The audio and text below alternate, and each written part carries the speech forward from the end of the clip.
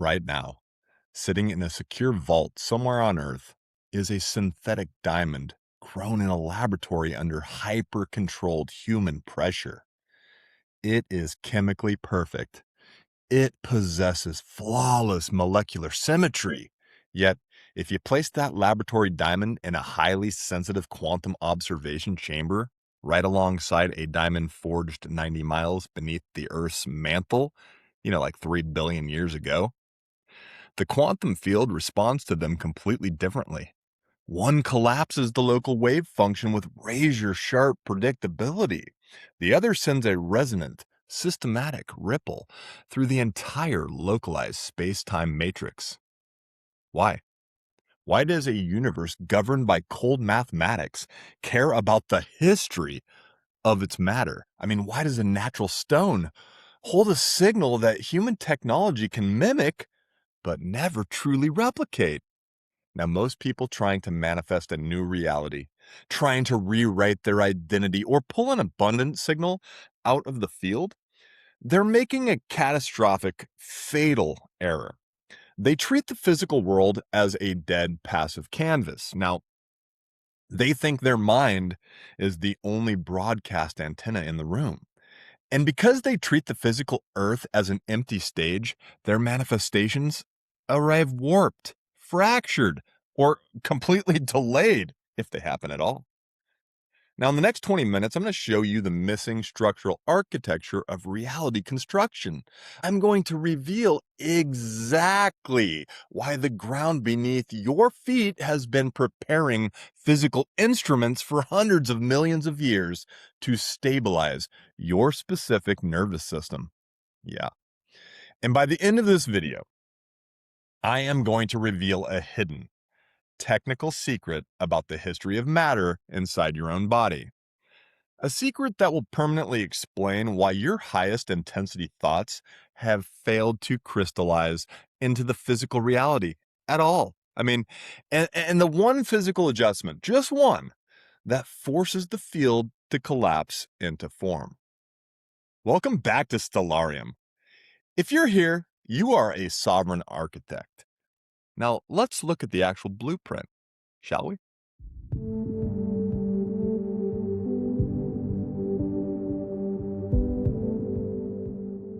Now, before we can introduce the physical instruments of the Earth, we must understand quantum architecture, right? The quantum architecture that we've built really across our first 3 entries, our first 3 videos. So let's remember our baseline law here in Stellarium. The blueprint is real, the field is responsive. All right, now I want you to go ahead and say that again to yourself, all right? The blueprint is real. Now, the blueprint in Stellarium, it's your zodiac. The field is responsive. Now, this refers to the quantum mechanics of our practice. Now, in our first video, we mapped out basically a couple of the practices that we do, the first 3 basic practices. Number 1, the stillness descent, right? We prove that you can't broadcast a new signal to reality while your nervous system is basically trapped in the ambient, chaotic state of your daily environment. I mean, you must drop into the observer state, the 0-point field where your awareness separates from your biography. Now, in our second video, we decoded the chart reading right. We stopped viewing astrology as a cosmic superstition and revealed it for what it truly is. I mean, an archetypal observation matrix. Your natal chart is the precise geometric angle through which your conscious mind observes the unified quantum field. If you don't know your coordinates, you are shooting arrows into the dark. Now, in the third video, we executed the identity script. We talked about the narrative architecture. We learned that the universe doesn't give you what you want. It gives you who you are. We began rewriting the neural code, changing the narrative loops running through your local mind, and projecting a first-person, present tense reality through the observer effect. And we did this by looking at the houses.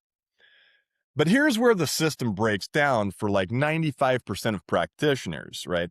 You sit in your room, you quiet your mind, you read your identity script, and you generate a brilliant, high-frequency mental projection. It's beautiful.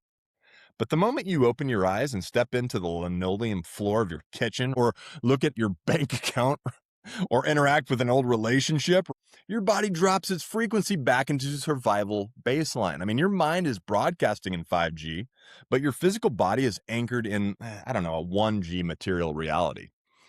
The signal fractures. I mean, the manifestation, it warps. You can't build a non-physical vision on a physical foundation that your nervous system registers as fundamentally unsafe or unaligned. Now, to truly understand why the signal warps, we have to look closer at what happens when we attempt to run the stillness descent without a physical anchor. So, when you step out of your biography and enter the 0 point field, you are successfully suspending the old program. You are clearing the slate. Your natal chart ceases to be a cage of mechanical reactions and becomes what it was always meant to be, a conscious observation matrix of your own reality. Now, you look at your geometric houses, you see the coordinates of your potential wealth, your potential relationships, your unique expression, and you think, look, I've got the blueprint. And you're right. But then you begin the process of projection. You write the new script. You look into the quantum field and you attempt to force a wave function collapse through sheer mental willpower. In other words, you're trying to manifest, right, with sheer psychic or mental willpower. But remember what we discovered when we unpacked, the narrative architecture? The conscious mind can only hold a focused projection for a tiny fraction of the day. The moment your active attention starts to drift, right, the local environment rushes back in to fill the void. Now, for instance, the room you are sitting in, the temperature of the air, the physical objects on your desk, they're all broadcasting an invisible, sort of relentless counter narrative. They're constantly whispering to your subcortical brain, reminding you of exactly who you used to be. Your mind is operating as a conscious observer, but the physical environment is acting as an automated, unconscious observer that undoes your work the second you stop looking. So, in layman's terms, what this means is you can have a crystal clear manifestation. You can write an identity script that completely changes who you are, or accesses who you were always meant to be. However, if the trappings of life, the context of your life stay the same, then that signal is going to be warped. It is going to lose power over time much faster. The physical and the spiritual, the intellectual, the mental, they all combine in Stellarium. And you need all of these facets or components in order to complete proper practices. It's not about perfection, it's about doing it correctly, regardless of how perfect you do it correctly. So, really, this creates what I guess behavioral architects call identity desynchronization, right? You've got this crystal clear sort of manifestation. You have mastered the non-physical steps of the loop. You know how to drop into the field. You know how to read your blueprint, your zodiac chart. I mean, you know how to speak the script, yet you're still treating the material world as an adversarial force that you have to dominate through intense mental concentration. You are trying to use a completely non-physical thought to re-engineer a dense, highly crystallized material reality. Now, this is the hidden trap. When you treat manifestation as a purely intellectual or emotional exercise, right? You are running an open circuit. Now, you're projecting energy outward into the void, but you have no terminal ground. I mean, you have no physical component in your practice space that matches the frequency of your vision. Nothing to tether it to the actual manifestation of the physical world. So what happens? The high frequency wave you just generated hits the low frequency, uncalibrated objects of your ordinary environment, and it undergoes a catastrophic phase cancellation. The energy doesn't disappear. It simply fractures along the lines of least resistance, right? Producing a warped, unstable, half-formed result that mirrors your anxiety rather than your intention. Now, to fix the circuit, you don't need more mental intensity. You need a physical component that can't be perturbed by the ambient noise of the room. You need something physical yourself. Now, what about the physics of crystalline coherence? All right, that's what we'll call it. So this brings us directly into the material canon of Stellarium, the physical integration of the Stellarium practice, really. So we're going to strip away all the new age sentimentality, though. Today, we're talking about the raw, rigorous physics about what is actually going on. Okay. Now, minerals, crystals, gemstones, these are not mystical trinkets, my dudes. I don't care how cool it is to think of them that way. That is not what they are. They are the Earth's most highly ordered expressions of solid state matter. I mean, take clear quartz, silicon dioxide. Its crystalline structures represent one of the most perfectly organized geometric arrangements of atoms in the known universe. It is a masterpiece of quantum coherence. Furthermore, these materials exhibit well-documented measurable physical properties. Piezoelectricity, I mean, the generation of a measurable electric charge under mechanical pressure is a proven fact in quartz and tourmaline. Now, pyroelectricity, the generation of an electrical charge through temperature fluctuation, is actively measured in tourmaline. I mean, these are not spiritual claims, guys. This is material engineering at its best. And Stellarium takes the actual physics of these elements and combines them to make better, more coherent practice. When you introduce a highly coherent, geologically compressed mineral into your practice space, you are not engaging in superstition.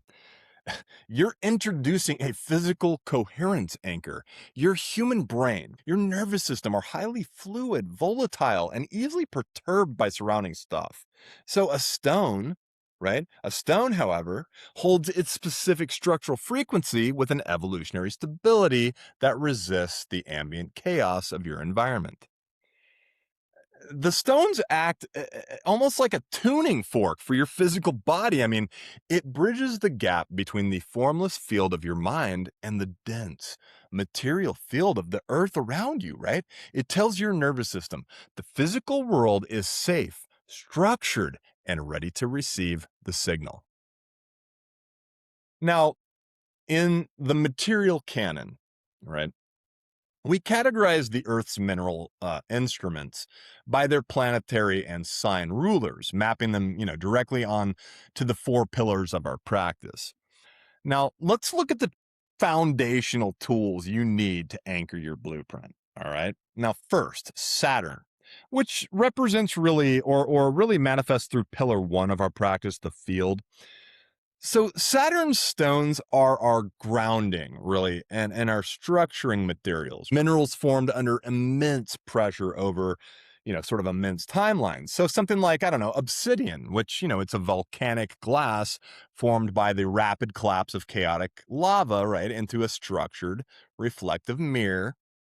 And guys, this is our ultimate diagnostic tool. I mean, it strips away self-delusion during the shadow audit. Now, black tourmaline carries a natural piezoelectric charge that creates, I don't know, a literal boundary between your coherent practice space and the ambient, energetic noise of the world. So you place these at the four corners of your space and it seals your field off. Now, second, we've got the moon, pillar two. The blueprint.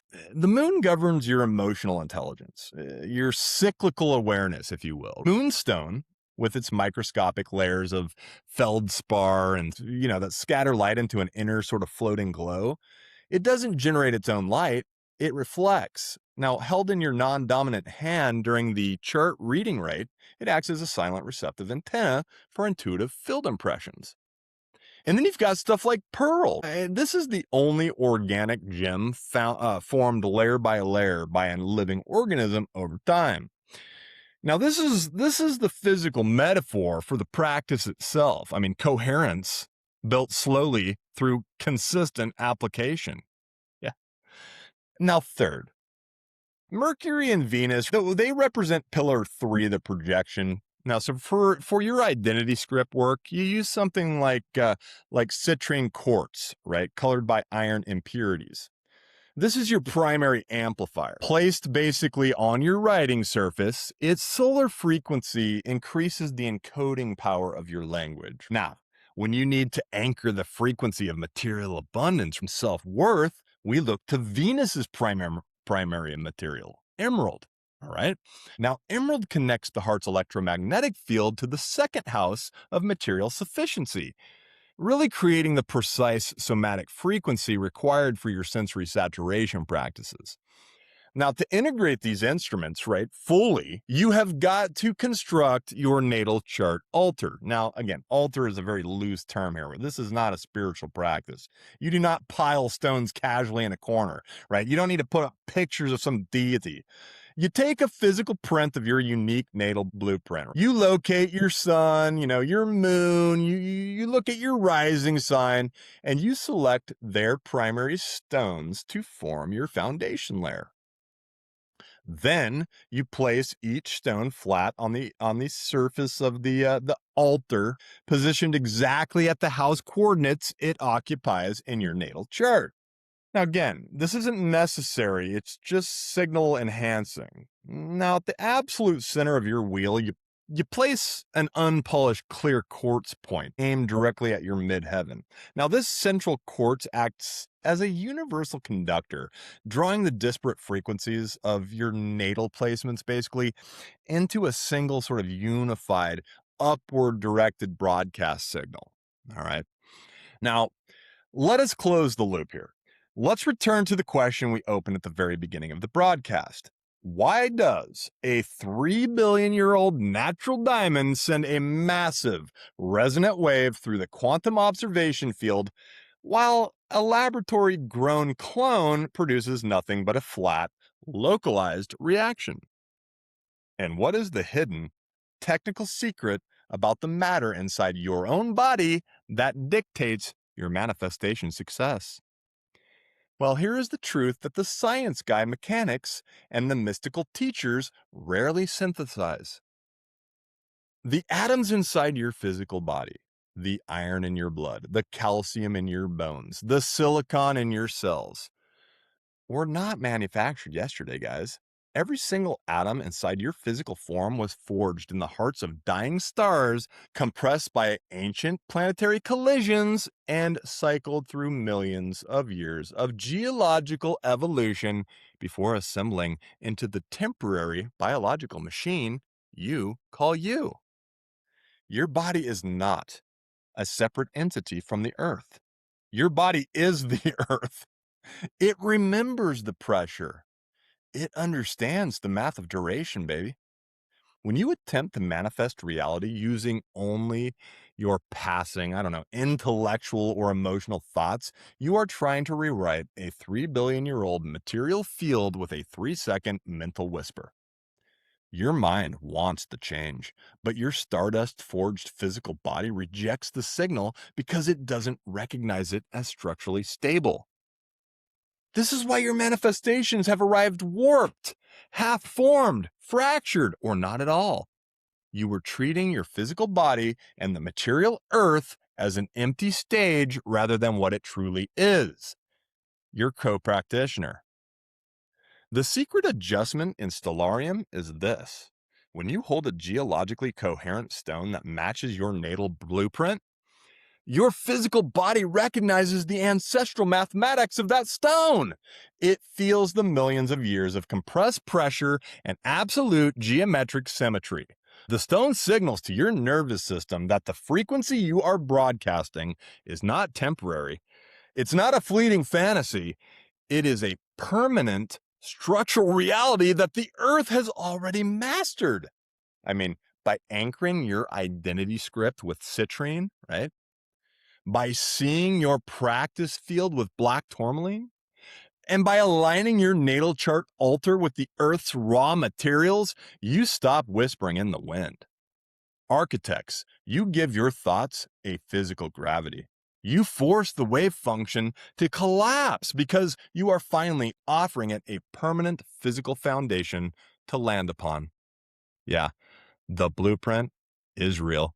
The field is responsive. The earth is your co-practitioner. And the architect, they're awake.